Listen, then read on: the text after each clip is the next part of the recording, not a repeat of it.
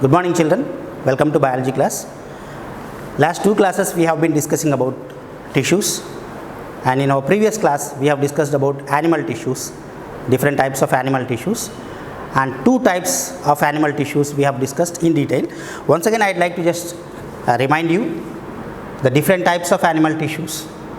Animal tissues are basically classified into four types, and they are epithelial tissue, connective tissue, muscular tissue and nervous tissue. In our previous class we have discussed these two tissues, epithelial tissue and connective tissue, in detail.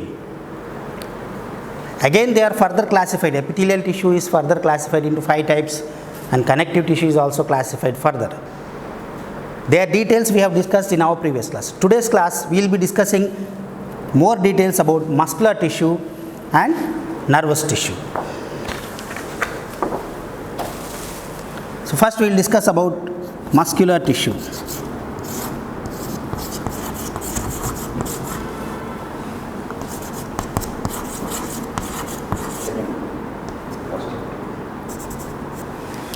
Muscular tissue is a type of animal tissue. As the name suggests, this tissue is present in our muscles, calf muscles, biceps, triceps. Our body is made up of muscles, bones, muscles. So this tissue is present in our muscles, muscular tissue. For the sake of convenience of study, this muscular tissue is divided into three types. Basically there are three types of muscular tissue, and they are: one, skeletal tissue;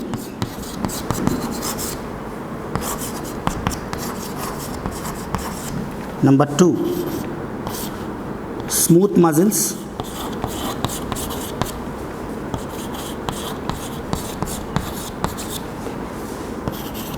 number three, cardiac muscles.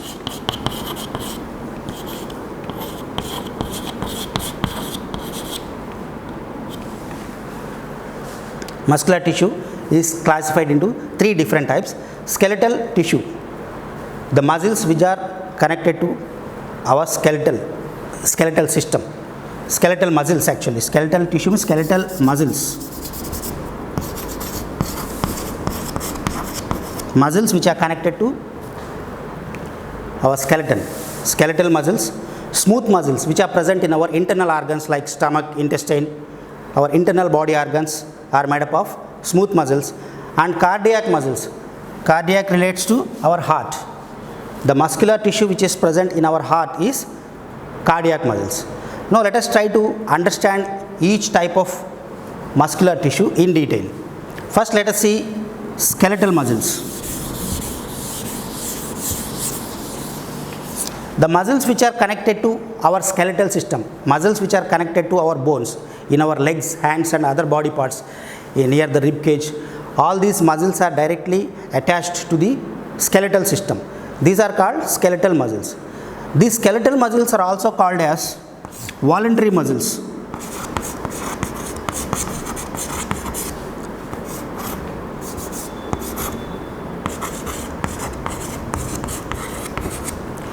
Voluntary muscles means they are in our voluntary control. If you want, you can control the movement of these muscles. For example, if I want, I can walk, otherwise I can stop.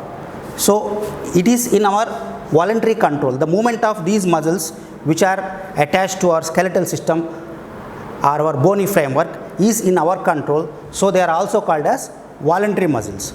If you see their structure, these muscles are like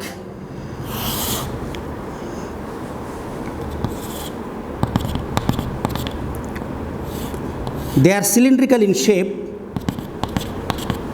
and there are light and dark bands present on them. If you see the muscle fiber, you will observe that there are light and dark bands alternatively arranged on the skeletal muscles.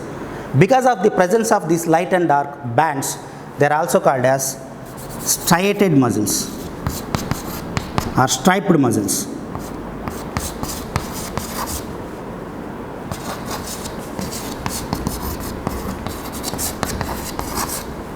There are three names: skeletal muscles, muscles which are attached to our skeletal system and their function is movement of our body. they are in our voluntary control. Willingly we can control their movement, so they are called as voluntary muscles.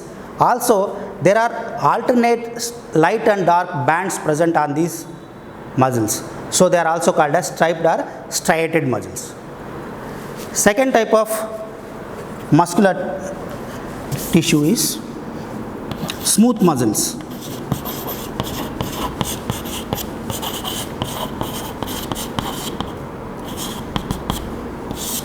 As I told you in the beginning, smooth muscles are present in our internal organs like our stomach and intestine. Obviously, our stomach and our intestine do not have voluntary movement. They are involuntary. When we take food, food gets digested. The process of digestion is not in our control. Automatically it starts, and stomach starts functioning. It will do its work. Intestine will do its work, and they are not working according to our will. They are working on their own. So, smooth muscles are involuntary muscles.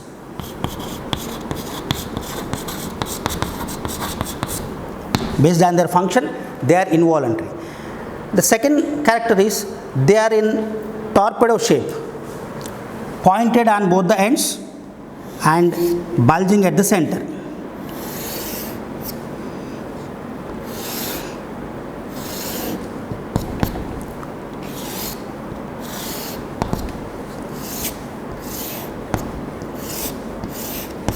This is how the smooth muscle cells look like. Smooth muscle cells are in torpedo shape, that means they are pointed at the edges and bulging at the center, and there are no stripes or striations on their surface. Since there are no stripes or striations, they are non-striated muscles.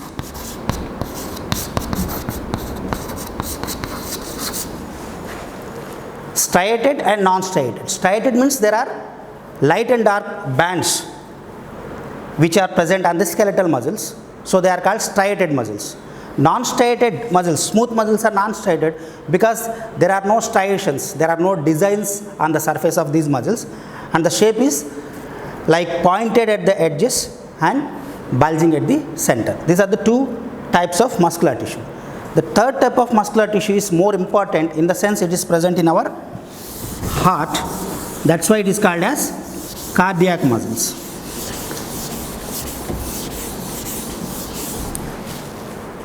The third type is cardiac muscles.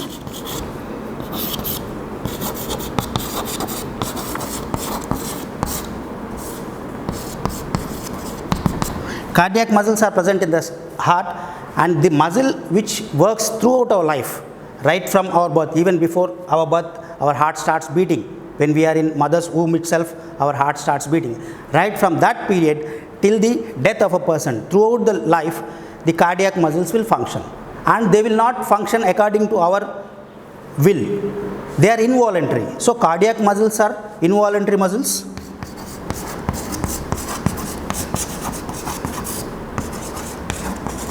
And also, there are striations on the surface of cardiac muscles. We have seen the other two types. Skeletal muscles have striations on the surface, so they are striated muscles. Smooth muscles do not have striations on the surface, they are non-striated muscles. Again, cardiac muscles have striations on the surface, so these are also striated muscles. Another unique feature of cardiac muscles is they are branched. Branched in the sense, suppose a muscle fiber is like this, it is branched.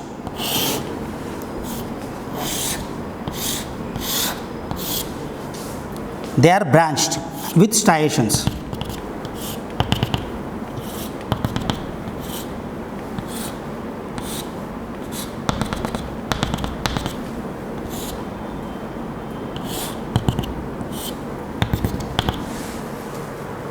Other two types of muscles, skeletal muscles and smooth muscles, were not branched. Cardiac muscles are branched muscles.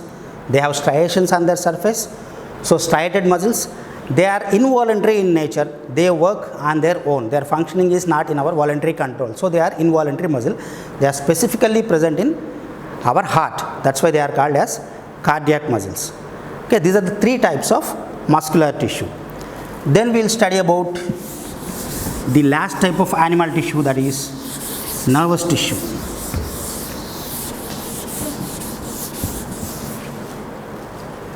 The fourth type of animal tissue is nervous tissue.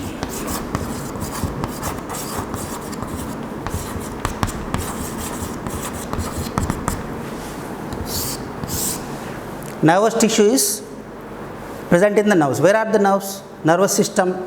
You might have studied in your previous classes. Our nervous system contains our brain, our spinal cord, and the nerves which arise from our brain and spinal cord. Cranial nerves from the brain, spinal nerves from the spinal cord. All this is made up of nervous tissue. The basic building block of nervous tissue is nerve cell or neuron.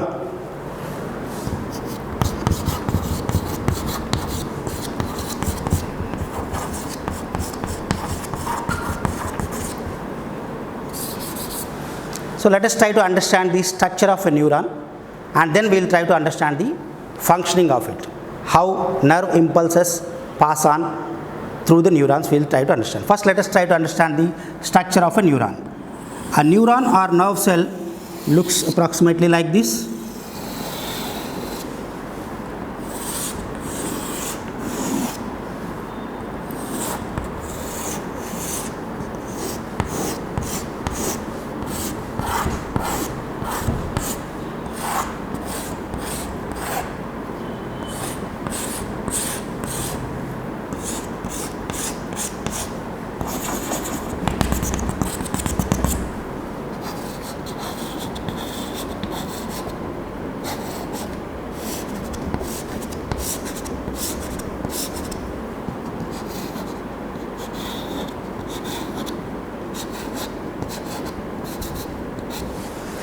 This is a neuron or nerve cell. There are basically two parts in the structure of a neuron. The upper part, which looks like head, this is called cell body, and the lower part, which looks like a tail, it's axon.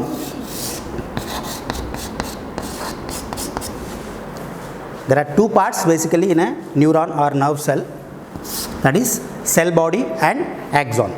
Again, if you see in the cell body, there are finger-like projections called dendrites.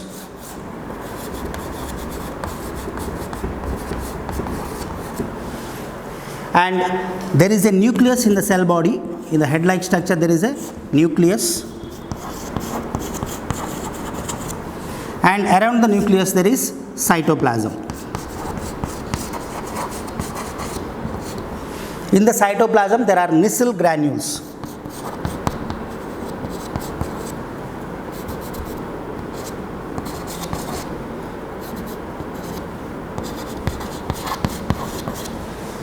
And axon has a sheath or covering on its surface that is called myelin sheath.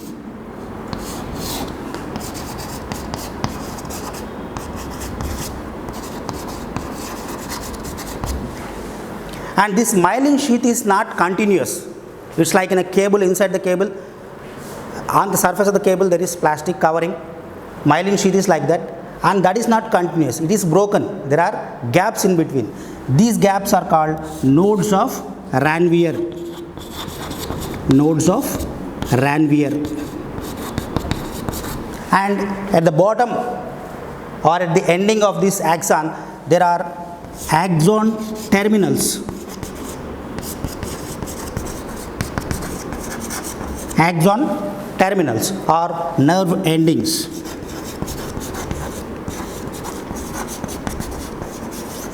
Axon terminals or nerve endings. So this is the structure of a neuron, a nerve cell, which is the functional unit, a basic functional unit of nervous tissue or nervous system. Basically, it is divided into two parts. The upper part, head-like structure, is called cell body, and the lower part, which looks like a tail, is called axon. Cell body has dendrites, which are finger-like projections, and there is a nucleus in the center surrounded by cytoplasm, which has Nissl granules. Axon has a covering on its surface, which is called myelin sheath, and this myelin sheath has gaps in between. These gaps are called nodes of Ranvier. At the end, there are axon terminals or nerve endings. Now, I'd just like to explain how nerve impulse travels through the nerve cell or neuron. A nerve impulse is received into the cell body through dendrites. That means from the previous neuron, from the neuron which is ahead of this neuron, for example, sends nerve impulses into this neuron through its dendrites. So dendrites receive the information in the form of nerve impulses, and this nerve impulse travels from the cell body through the axon and it reaches the nerve endings or axon terminals. From these axon terminals, the impulse is transferred to the gap between two neurons. Suppose here one neuron, here another neuron. There are two neurons, for example, neuron A, neuron B. Neuron A receives information from its dendrites through cell body, axon, it comes to the gap between two neurons. This gap is called synapse.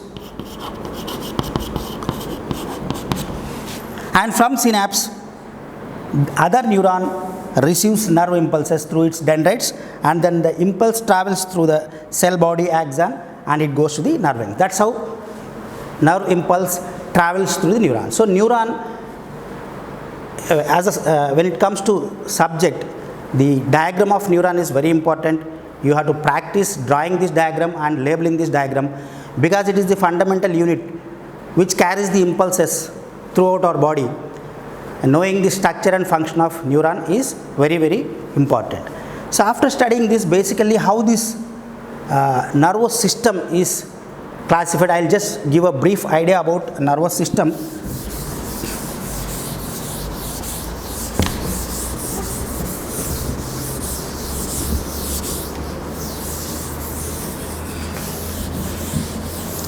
Nervous system is basically classified into two types: central nervous system and peripheral nervous system.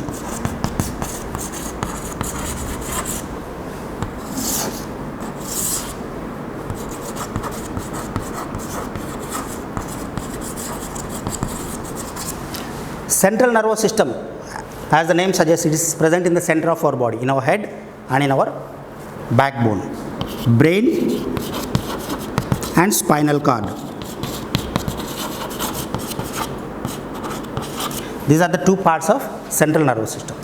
Peripheral nervous system consists of the nerves which arise from brain and spinal cord, that is cranial nerves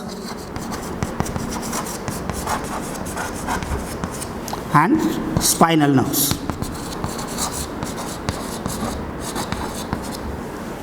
So cranial nerves are 12 pairs which arise from our brain, both sides of our body. 12 pairs means 12 on the right side, 12 on the left side. So spinal nerves are 31 pairs, 31 on the right side and 31 on the left side. 31 pairs of spinal nerves and 12 pairs of cranial nerves which arise from the central nervous system, from brain and spinal cord, makes of peripheral nervous system. Further details we will study later. Basically today's topic is about tissues. When it comes to tissue, the tissue is made up of nerve cells or neurons. The structure of neuron and the function of neuron we have studied. And this I have given as a brief idea how the nervous system is classified. All the brain, spinal cord, cranial nerves, spinal nerves, all these are made up of neurons or nerve cells. These nerve cells carry impulses throughout our body. So this is about nervous tissue, children. So today we have discussed two tissues in detail. One is muscular tissue, the other one is nervous tissue. Please go through these two tissues in your textbook thoroughly, read line by line, try to understand each and every term, and be ready to interact with me in a live session. Then I will give you an assignment. Thank you.